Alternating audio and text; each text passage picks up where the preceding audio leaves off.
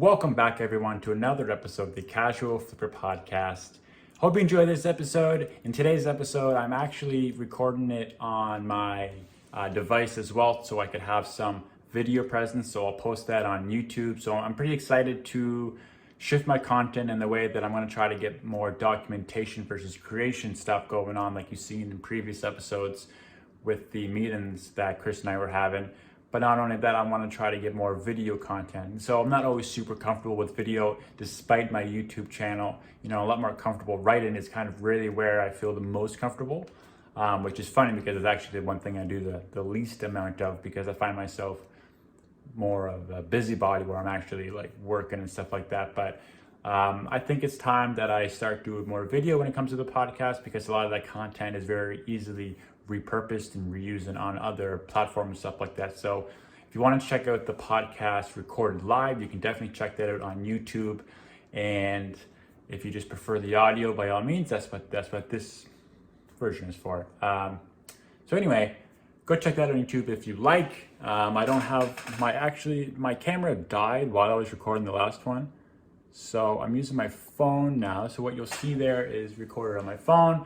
The angle setup is fine. I'm not super pumped about the background, but those are all the nitty gritties I can worry about down the road. So what's new in the business? So this episode, I'm not necessarily going to divulge a lot of knowledge onto you or do a big download. But really it's just going to be setting there's just a couple. One thing I wanted to get off my chest was, I hope no one out there thinks that I feel that I'm some kind of guru. Literally all I'm doing is sharing the knowledge that I currently know. There's a lot of people out there in the reselling community in Amazon and even in my city that have way more knowledge than me, that are executing 100% better than me. But I just want to share what I do know up to this point, right? So that's my only goal here. I'm not trying to set the tone that I'm some guru or anything like that. I am not your guru.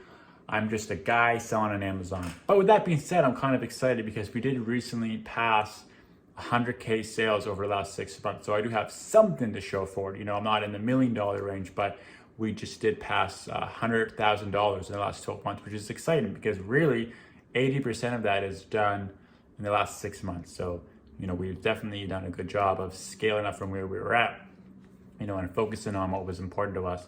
But also, since I'm saying us, something else I should divulge to you is with the Amazon limits, we had some issues with our supplier and our recycling. So there was just a lot of issues came up all in 1 week. And as a result of that, the business is back down to one man. So it's just me. Chris has taken a step aside. We're still great friends. All is good there. But the business is just me again. So it's going to slow down in terms of everything that we were doing. We had a lot, as you could hear in previous episodes, our meetings, there was kind of a lot going on. So we are going to take a step back from a lot of that stuff. I will be anyway, because it's, I can't spread myself too thin. One thing that I'm trying to do a better job at is delegating my time a bit more fluid to spend time with the family and stuff like that. So I have to really be smart about where I focus my attention. But one of those things that where I do want to focus my attention because of what happened, I'm using everything as a lesson to me. And the lesson simply is it's important to diversify your business. If all your eggs are in one basket, you're really putting yourself at risk of that basket. So if things don't work out for you, it sucks, but it could be also a result that you didn't diversify and stuff like that. So that's something that I'm definitely doing. And the way I'm doing that is, you might notice if you follow me online, is I am putting a bigger focus on eBay. Important thing with eBay really is the reviews, your sales record and stuff like that. So getting some traction there is going to be important. So I'm putting some focus there. And I don't necessarily super enjoy eBay. I don't hate it. I just, I prefer Amazon.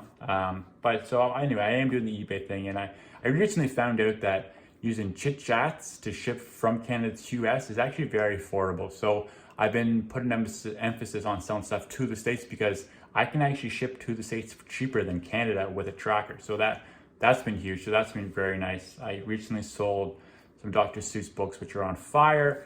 Made some good money on those. Some hockey cards to Canada. Those are blowing up as well. So that's also been pretty good actually. But I've decided I'm going to really dive in here. I'm working currently on a Shopify store. and a whole brand strategy around that, because I want to be able to generate a lot of donations.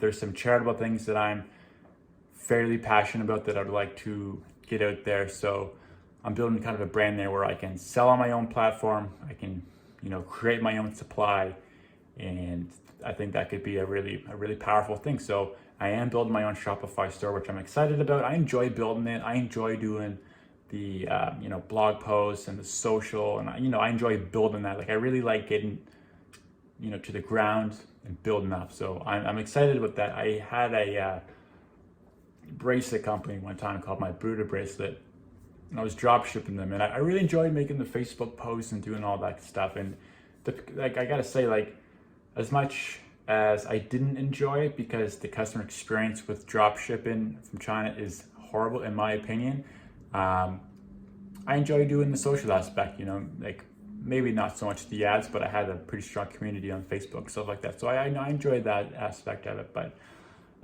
this is going to be a little more exciting for me, simply because it's local and it's real. And so it's building your own business. I'll do drop-offs. People buy stuff. I'll do obviously I'll be able to ship across Canada. So I'm excited for that, building the whole Shopify store. But the real guts behind this episode were, one, I wanted to test out this video structure, which I'm very happy with this camera angle that I got going on. And actually the quality on the phone looks pretty good, actually. I wanted to let you know that the business is just me again, and that I am putting a focus on Shopify, which, if you're reselling, it might be something that you want to consider.